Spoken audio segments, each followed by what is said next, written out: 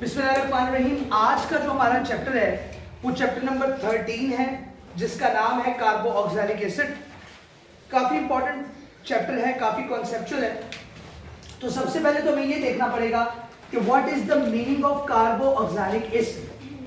कार्बो oxalic acid basically organic chemistry में एक family का नाम है जिसमें कई कंपाउंड शामिल हैं।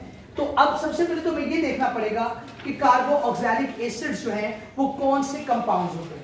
अच्छा बेटा, लिखा गया है दोस कंपाउंड्स, ऐसे कंपाउंड्स इन विच, जिनमें कार्बो ऑक्सैलिक ग्रुप एक्ट करता है एज अ फंक्शनल ग्रुप के तौर पर are called as carboxylic acid. ऐसे कंपाउंड्स जिनमें carboxylic group functional group के तौर पर एक्ट करेगा, ऐसे कंपाउंड्स को हम क्या बोलेंगे बेटा जी? कार्बो ऑक्सैलिक एसिड्स। अब कार्बो ऑक्सैलिक एसिड्स में जो कार्बो ऑक्सैलिक ग्रुप है जिसको हम फंक्शनल ग्रुप कह रहे हैं, वो बेसिकली किस तरह का दिखता है? हमारे पास कार्बन डबल बॉन्ड ऑक्सीजन होगा, उसके साथ OH ग्रुप अटैच होगा। यहां पर अल्काइल ग्रुप हो सकता है, यहां पर फिनाइल ग्रुप हो सकता है। ये दोनों मैंने लिख दिए, अल्काइल ग्रुप भी हो सकता है, फिनाइल ग्रुप भी हो सकता है। दोबारा सुन लीजिए, कार्बन डबल बॉन्ड ऑक्सीजन और ये OH ग्रुप, और यहां पर ये अल्काइल ग्रुप या फिनाइल ग्रुप। अब आप सबको पता है कि कार्बन डबल बॉन्ड ऑक्सीजन अगर हो तो हम इस फंक्शनल ग्रुप को बोलते हैं कार्बोनाइल। क्या बोलते हैं बेटा? Carbonyl group. और अगर OH ग्रुप मौजूद हो तो इसको हम क्या बोलते हैं? हाइड्रोऑक्सिल। ठीक है। तो अब हम लोगों ने ये जो कार्बो ऑक्सैलिक एसिड का नाम लिया है, ये कहां से लिया है? हमने ले लिया कार्ब फ्रॉम कार्बोनाइल, और XYL कहां से ले लिया? हाइड्रोऑक्सिल से। तो क्या बन गया? कार्बो ऑक्सैलिक। क्या बन गया? तो यहां से नाम ओरिजिनेट होता है कार्बो ऑक्सैलिक एसिड्स का। तो ऐसे कंपाउंड जिनमें क्या मौजूद हो? Carboxylic group as a functional group मौजूद हो, उसको उन कंपाउंड्स को हम क्या कहते हैं? कार्बो ऑक्सैलिक एसिड्स। अब इनकी मैंने एक एग्जांपल दे दी आपके सामने दो। एक दी है CH3COOH जिसको हम बोलते हैं एसिटिक एसिड, और एक हमारे पास है C6H5COOH जिसको हम बोलते हैं बेंजोइक एसिड। अब सबसे पहले तो बात कर लेते हैं एसिटिक एसिड की। अगर मैं एसिटिक एसिड का स्ट्रक्चर फार्मूला बनाऊं तो CH3C डबल बॉन्ड OH आ जाता है हमारे पास एसिटिक एसिड का फार्मूला। अब आप देख सकते हो कि इसमें कार्बन डबल बॉन्ड ऑक्सीजन मौजूद है which is called as carbonyl group. इसको हम क्या बोलते हैं बेटा जी? Carbonyl group. और एक तरफ हमारे पास OH ग्रुप है जिसको हम बोलते हैं हाइड्रो ऑक्सैलिक या ऑक्सिल ग्रुप, हाइड्रोऑक्सैलिक ग्रुप। अब ये जो हाइड्रोऑक्सैलिक ग्रुप है और कार्बोनाइल ग्रुप है, ये इकट्ठे ही आ गए कंपाउंड के अंदर, दैट्स व्हाई हम इनको क्या कहेंगे? कार्बो ऑक्सैलिक एसिड। और ये रहा आपका alkyl group, that is your alkyl group. Is it okay?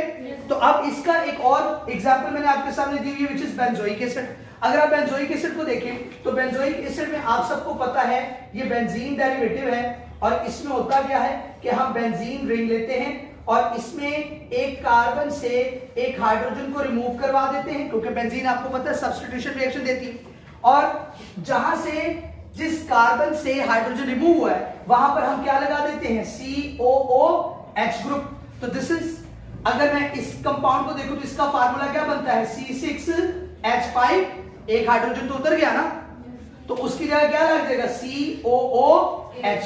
तो this is called as benzoic acid.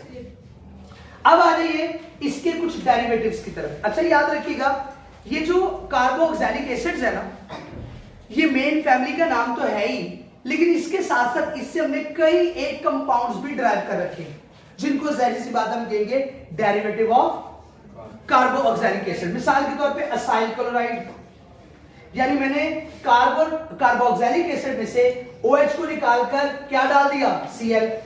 इसी तरीके से एसिड एनहाइड्राइड, अगर कार्बन डबल बॉन्ड ऑक्सीजन के साथ ऑक्सीजन लगा हो, this is called as acid anhydride, that is also derivative of carboxylic acid.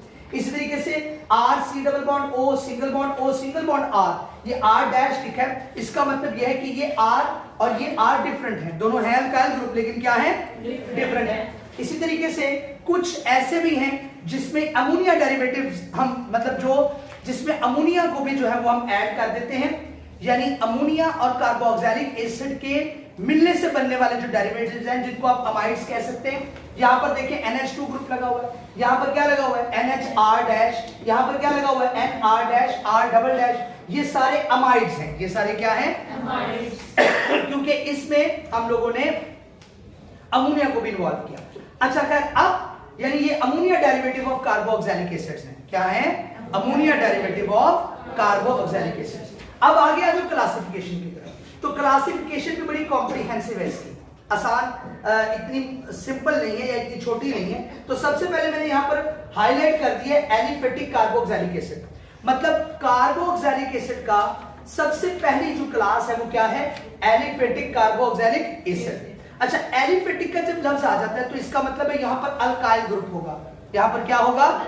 यानी मिथाइल हो सकता है, इथाइल हो सकता है, प्रोपाइल हो सकता है। लेकिन इस अल्काइल ग्रुप की जगह अल्केनाइल ग्रुप भी हो सकता है, और अल्किनाइल ग्रुप भी हो सकता है, और अल्केनाइल ग्रुप भी हो सकता है।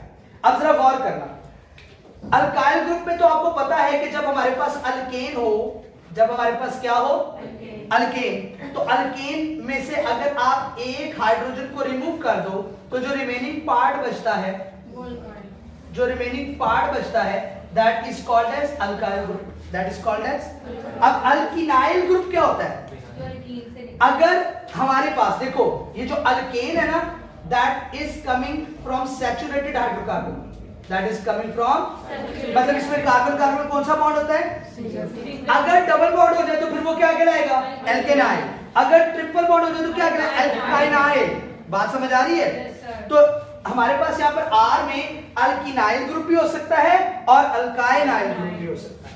अब मैंने यहाँ पर लिख दिया है कि जो R है दैट कैन बी सैचुरेटेड और अनसैचुरेटेड। अच्छा, अब aliphatic carbonyl compound, carboxylic compound, sorry, carboxyl compounds दो तरह के मेनली हैं एलिफेटिक, यानी कि ये वाले, एक है मोनोकार्बोक्सिलिक एसिड, एक क्या है? डाइकार्बोक्सिलिक। मोनोकार्बोक्सिलिक एसिड नाम से जाहिर है, ऐसे कार्बोक्सिलिक एसिड जिसमें सिर्फ और सिर्फ एक COOH ग्रुप हो, और ठीक है, और डाई कौन से होंगे? जिनमें 2 COOH ग्रुप हो। Any problem? अब ये कुछ एग्जांपल्स हैं जो आपको एज इट इज याद करनी है। इसमें दरमियान में मैंने कंपाउंड का फार्मूला लिखा है, लेफ्ट साइड पे कॉमन नेम है, राइट साइड पे IUPAC नेम है, जो कि अभी हमने करनी है नोमेनक्लेचर। बाहर अभी आप इनको याद रखिए। जैसे सबसे पहले मैंने लिखा है फॉर्मिक एसिड, HCOOH, इसका कॉमन नेम फॉर्मिक एसिड है और IUPAC नेम क्या है? Methanoic acid.